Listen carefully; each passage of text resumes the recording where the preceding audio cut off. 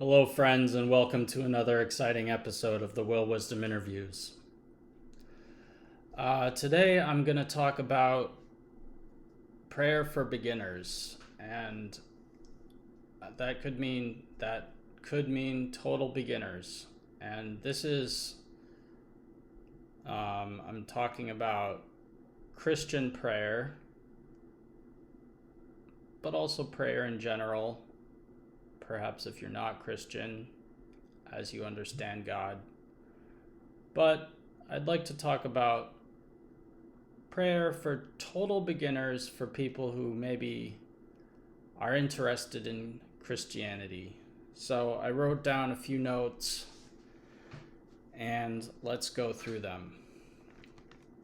So, prayer is an encounter.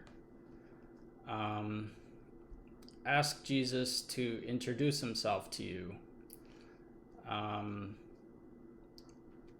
We can always get to know Jesus better.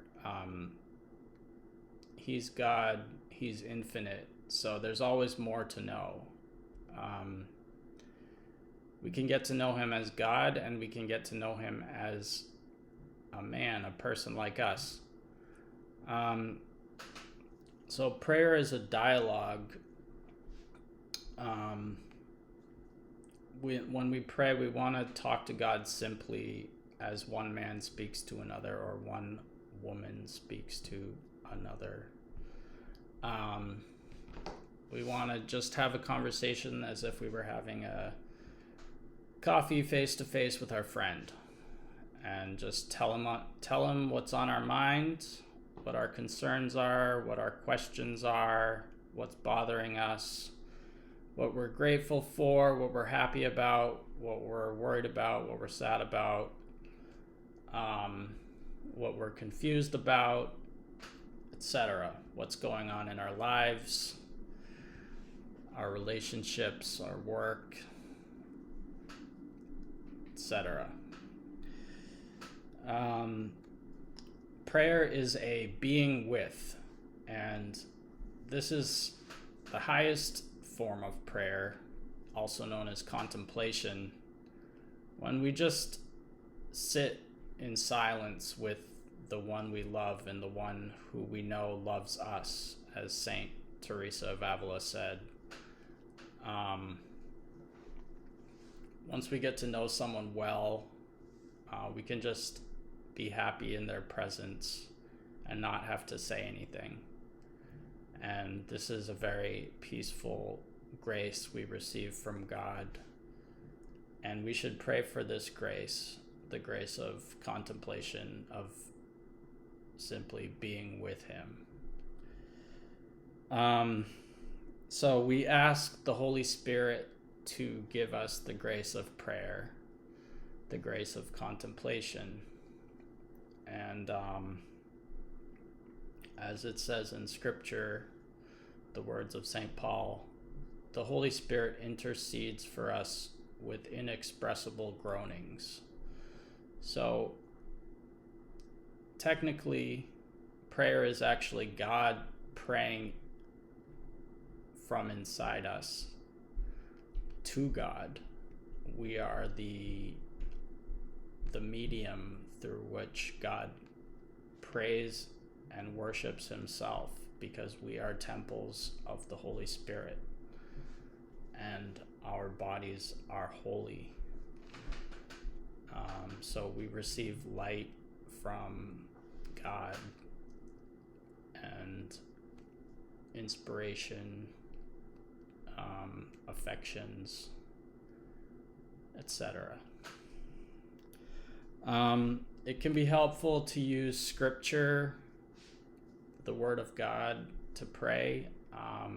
The Bible is a big book, and if you're not familiar with it, you may not know where to start. You could just flip to a random page, and that wouldn't be a bad thing. But I would suggest looking up the daily readings of the church. The church has organized the readings for us in a way that is helpful if we read the daily readings over the course of about 3 years. We will read most of the Bible, and it's kind of done in a systematic way that is helpful, corresponding to the seasons such as Advent, Lent, Easter time, ordinary time, which is the time when there's no special season going on. Hello and welcome back to the Will Wisdom Interviews. We had some technical difficulties, memory problems. So I was saying we can use the daily readings of the church to help us pray. Another way you could go about introducing yourself to Scripture is start with the Psalms. In that case, I would say start with any psalm and just go through them. There's only 150 of them, and they are a great fuel for prayer. You can also read some spiritual book that you want to read or that has been recommended to you on maybe some specific topic or general inspiration for prayer. This can also be helpful. It's important to pray in silence. We read in the book of Kings how Elijah went up the mountain to meet the Lord, and there was fire, but the Lord was not in the fire. There was thunder, but the Lord was not in the thunder. There was an earthquake, but the Lord was not in the earthquake. And then there was a tiny whispering sound, and that's when Elijah covered his face, because it was the Lord. So one moment of sincere prayer in silence, entering into God with your mind and heart, can fuel your whole day and make it holy and fruitful with countless blessings. Can be food for life. You can also use other media such as movies, music, art.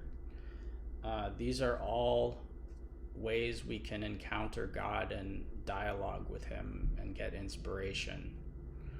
I wouldn't suggest doing this for your period set aside for specifically praying to God, but I would suggest that as you go through your day to take in various forms of art as inspiration and food for thought.